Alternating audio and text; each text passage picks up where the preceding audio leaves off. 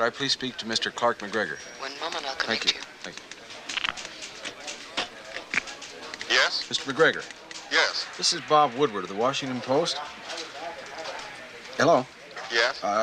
This is Bob Woodward of the Washington Post. Mm-hmm. I just spoke to a Mr. Kenneth Dahlberg, who says that he is Midwest finance chief. Yeah, I know Ken Dahlberg. Well, I can't seem to get an explanation on why a check for $25,000 made out to Mr. Dahlberg that he apparently sent to the committee to re-elect the president would end up in the bank account of a Watergate burglar. I don't know. But you're head of the committee, sir. Look, I just came aboard. John Mitchell was the head of the committee. He might know. Well, what would the explanation possibly I be don't for... know. You're implying that I should know. And if you print that, our relationship will be terminated. Sir, we don't have a relationship. The issues of the campaign are peace and prosperity, not a campaign check. Bob, Sir, no one is All saying this anything... happened before I came Mr. aboard. Dahlberg is I'm online running a too. campaign for the re-election of the president. We've raised $60 million, and you're asking about a $25,000 check. Mr. McGregor, excuse me, could you hold 1 second, please, sir? All right. Thank you. Yes, Hello? Mr. Dahlberg, Yes? could you please hold 1 second, sir? Yes. Thank you. All the President's Men, the movie based on the book about the Washington Post's reporting of Watergate. That was Robert Redford as Bob Woodward. Robert Redford recently died. Now C-SPAN's podcast, Extreme Mortman, remembers the actor through the words of reporter Bob Woodward. What did he think of Robert Redford playing him? What did Bob Woodward and his Pulitzer Prize-winning Washington Post colleagues say all the President's Men got right, and what did the movie get wrong? And what did Robert Redford himself say about the Washington Post, Bob Woodward, and his Academy Award-winning movie? Find out in this episode of Extreme Mortman. Let's set the scene with the opening to Pressure and the Press, the making of All the President's Men. It's a documentary released in 1976, the year the movie came out. After the narrator, you'll hear Carl Bernstein, then Bob Woodward, then Robert Redford.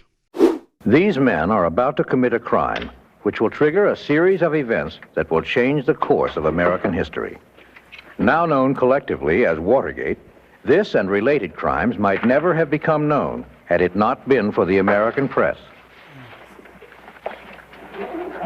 Leading the efforts to get at the truth about Watergate were two young reporters from the Washington Post, Bob Woodward and Carl Bernstein. Intrigued by the dramatic possibilities of two unknown newspaper reporters taking on the President of the United States, Robert Redford decided to approach Woodward and Bernstein about a movie based on their experiences. I was tremendously impressed from the beginning with Redford's approach to this, even before he had sold it to Warner's, that he wanted to make a serious movie about the newspaper business. He seemed excited about it in the sense that we really, our rear ends were out on the line for so long. They were unknown. And they lived somewhat an unstructured life in a very, very structured town that seems to be pretty much two-track, press, politics. And they weren't on anyone's list. That impressed me. They were real outsiders and at the bottom of the rung, so to speak. Woodward was, at the time, covering rat droppings in restaurants and considered not exactly William Shakespeare. Bernstein was having trouble staying awake. Finally, Redford decided to go ahead with a movie version of Woodward and Bernstein's best-selling book, All the President's Men. It would star Redford as Bob Woodward and Dustin Hoffman as Carl Bernstein. Now, Bob Woodward over the years talking about All the President's Men. First off, a question few Americans have ever had the chance to consider. What's it like for Robert Redford to play you? Bob Woodward has a set answer to that unique question. Here are a few times he used it. June 2014, being introduced by former press secretary to President Bill Clinton, Mike McCurry. Bob Woodward, what can you say about the nation's most prolific and celebrated investigative journalist other than now at his age, he is better looking than Robert Redford at his age. Robert Redford, who once impersonated him. For a generation of would-be journalists like... You have no idea how many women I've disappointed. January 1995, after being introduced for a speech to the American Hospital Association on health care reform. Thank you very much. It's nice to be here One other difference between you people and your business and myself in the news business is that you probably have not disappointed as many women as I have when they went out on dates with me expecting a movie star rather than this ugly face. January 2000, the National Press Club. Bob Woodward is introduced by Washington Post investigations editor Jeff Lean. I was a member of the Washington Post team that won the Pulitzer Prize in Public Service for a series we did on police shootings last year. We also won the Selden Ring Award, and as part of that award, we got to go to the University of Southern California and spend a week with seminars with students. Our first day there, after 3 hours of explaining our project to the students, the first question we got was, does Bob Woodward really look like Robert Redford? Well, he's here today, so you can all see it for yourself. Bob Woodward responds to Jeff Lean this way. I'd like to do this a little bit differently and start out just by responding to Jeff, and that is, you have no idea how many women I have disappointed over the course of a number of decades. In November 1996, Bob Woodward begins a speech to the Public Relations Society of America.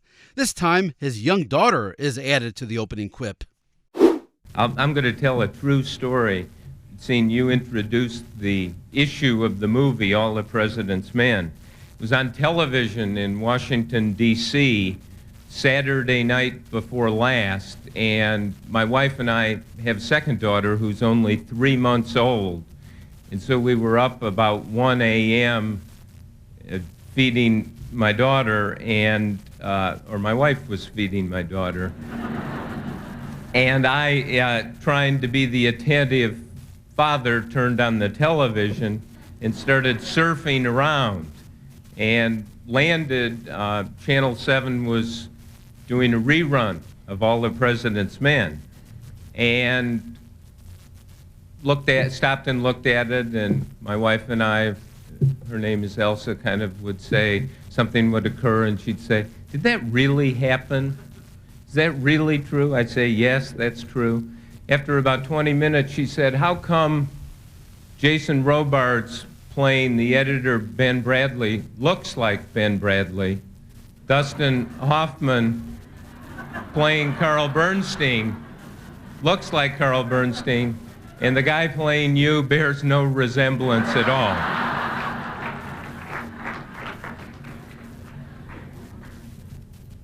I recovered by saying that he probably looked like hell at the 1 a.m. feeding also.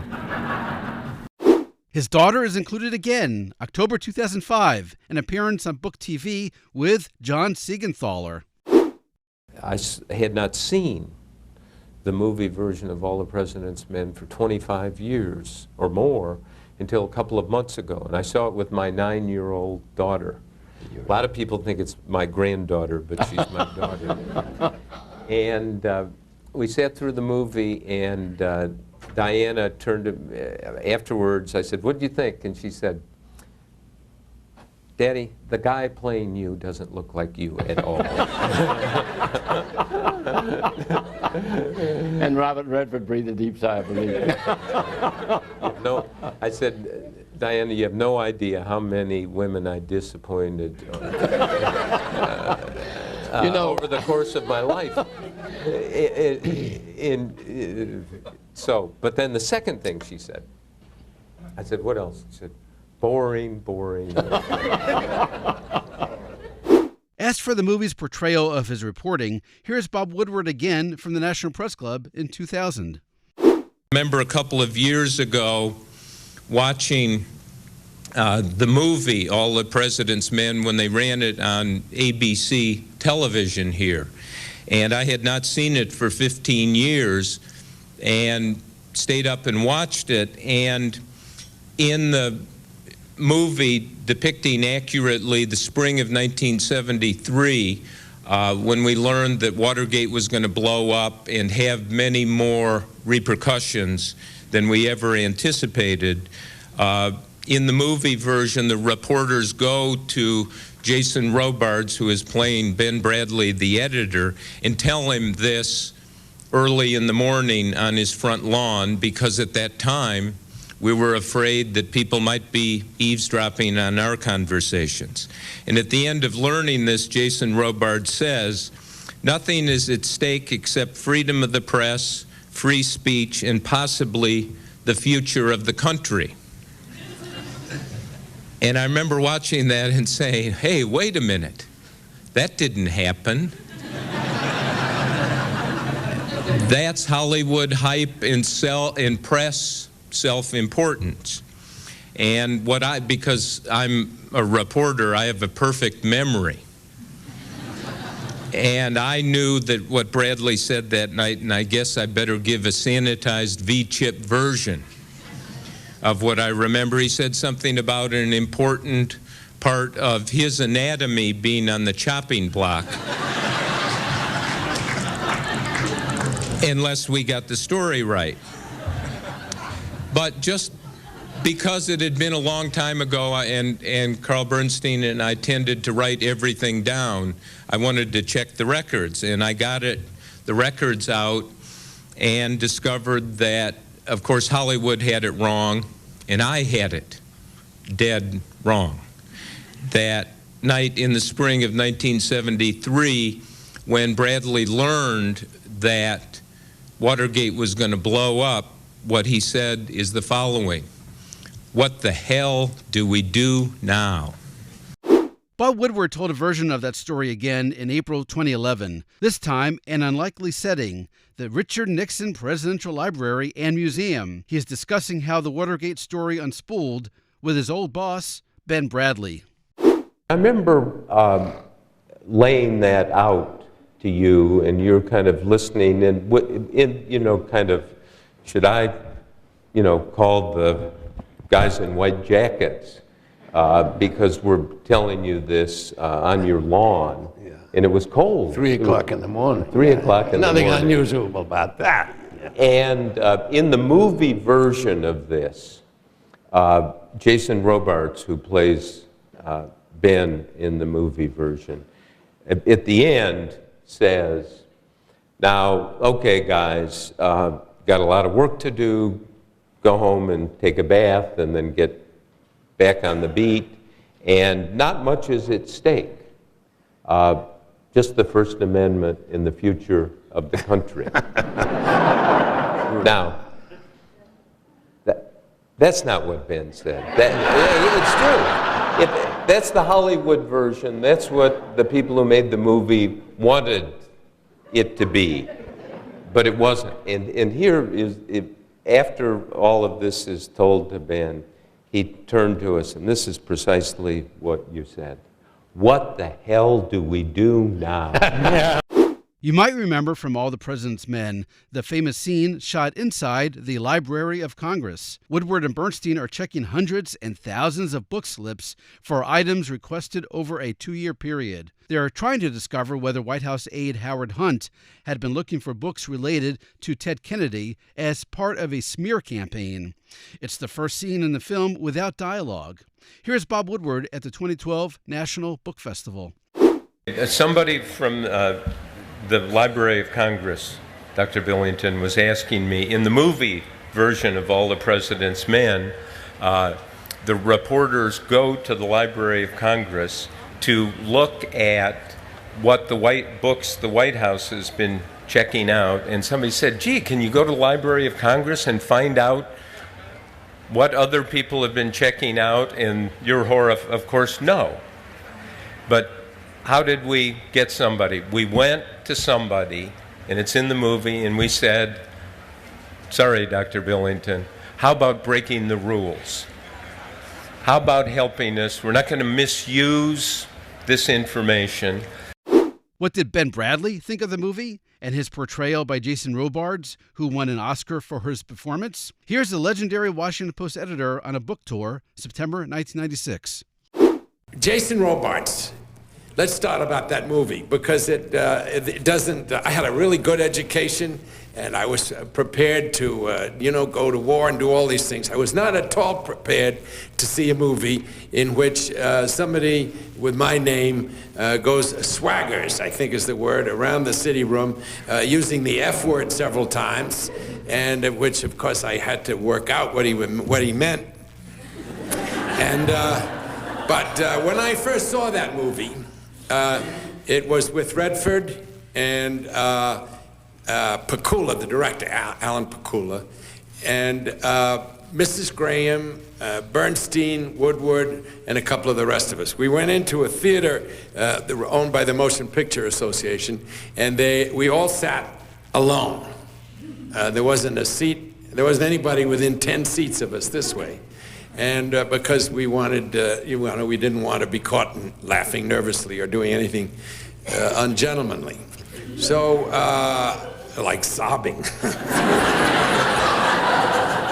So at the end of it, there was a dead silence, and nobody was going to say anything. And finally, Redford said, "For God's sakes, somebody talk. What did you think of it?"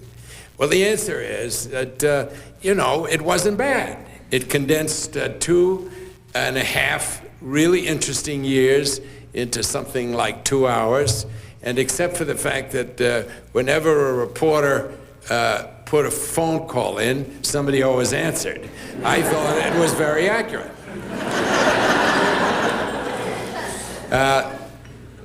Actually, that's about the first time I've told that story.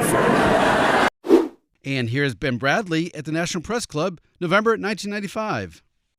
Nixon, and I never miss a chance to thank him for all he's done for me, made it impossible. He made folk heroes, really, out of Woodward and Bernstein. And what he didn't do, Redford and Jason Robards finished off. The year before Ben Bradley spoke at the National Press Club, Robert Redford himself was there. Speaking in September 1994, Robert Redford was asked if he had a favorite movie he appeared in or directed. And then there was All the President's Men, because so many people thought we couldn't make it. And we had so much resistance to getting it made, much of it from the press itself. And so, just being able to get that to the screen, it took 3 years and a lot of hard work, and we had to suffer some early paranoia on the media, and a lot of it at the Washington Post. And so to get past all that, we were getting both cooperation and hedge betting at the same time. So that was tough. There was hurdle after hurdle, and we finally got past it, and it was a moment of it was very gratifying to finally show the film here in Washington and, not be eaten alive and have it come out all right. So there was satisfaction in that. The National Press Club asked Robert Redford to explain further what he meant by Washington Post paranoia. Well, I think, and by the way, I don't criticize it, I understand it. It just made it tough to film, that's all. The paranoia was what were we going to do with it. I was perceived as a movie star, and here was an institution that had this reputation, and what was I going to do with it? What was I going to do with a project that had such charisma to it? Was a best-selling novel and a huge event in our history.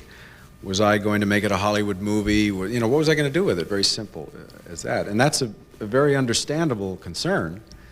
And their own ambivalence about wanting to be in movies and not wanting to trust movies was what created the hurdle that I had to try to work over. But we did. When we had a lot of cooperation, we had some people within the Post that were unflagging in their cooperation, like Bob Woodward. He was, he may have had something to gain in it, but I mean, he was incredibly cooperative, even against the heat of his own paper. And it was through Bob and Carl, their notes we were able to construct a lot of the screenplay from, because I wasn't able to get enough information from the original screenplay. So we went back with them and just took all their notes and constructed a lot of the dramatic scenes from their notes. And that was invaluable cooperation. And there were editors within the paper who were very cooperative. And then there were others that were afraid and nervous and didn't like Hollywood, didn't like the idea of Hollywood. Some people were off making themselves up in the corner and trying not to be discovered, And there was a whole lot of stuff going on that just made it tough. Robert Redford identified Washington Post paranoia. Carl Bernstein had a similar observation. He was on C-SPAN in 2014, a program marking the 40th anniversary of Nixon's resignation over Watergate. What was it like to be portrayed by Dustin Hoffman? You know, the whole thing at first about a movie being made about what we had done and based on our book, at first it was kind of scary because we understood, and you have to understand as well that the executives of the Washington Post had grave reservations about making a movie, and we were very worried as well because if Hoffman, Redford, and Redford was the executive producer and the director of the movie, Alan Pakula, who was fabulous. If they didn't get this right, that it could undermine to some extent what we had done, as well as particularly the role of the Washington Post in this. Not just Bob and myself, but this enormous support and courage that we had gotten from the institution, particularly from Ben Bradley, the executive editor of the Post, and Catherine Graham, the publisher. They had put the reputation and the future of the paper, to a large extent, on the line by backing us, as I say here, where we, you know, metropolitan reporters, not great national reporters, well known in the capital, 28, 29 years old, engaged in a struggle with the President of the United States and those who worked with him over truth, with stakes of a kind we'd probably never seen in journalism. Finally, appearing on C-SPAN in 1997 for the 25th anniversary of Watergate, Carl Bernstein discussed the line the movie made famous: "Follow the money." Follow the money is not in All the President's Men. When the movie was made, Alan Pakula, the director, Redford, Dustin Hoffman, we all met. There were a few more details that we did give them. And that particular detail, it does appear in the movie. It's accurate, and it's in the movie, but it's not in the book. And now a bonus clip. We return to the Nixon Library in 2011. Here again, Bob Woodward. I, some years ago, saw All the President's Men movie again, and I hadn't seen it for about 25 years, and I realized all the good work, or most of the good work, is done at night. You get the truth at night and lies during the day, more often. And I did 4 books on Bush, and when I was working on the 4th one, I want to tell quickly this story. There was a general who would not talk to me. And emails, phone calls, intermediaries, radio silence. And I really needed him, so I found out where he lived. And the ideal time to make an unannounced, unscheduled visit for an interview with a general is 8:15, because they haven't gone to bed, they've eaten dinner, and so I knock on the door, and he opens the door. I'll quote him directly. He said, are you still doing this shit?"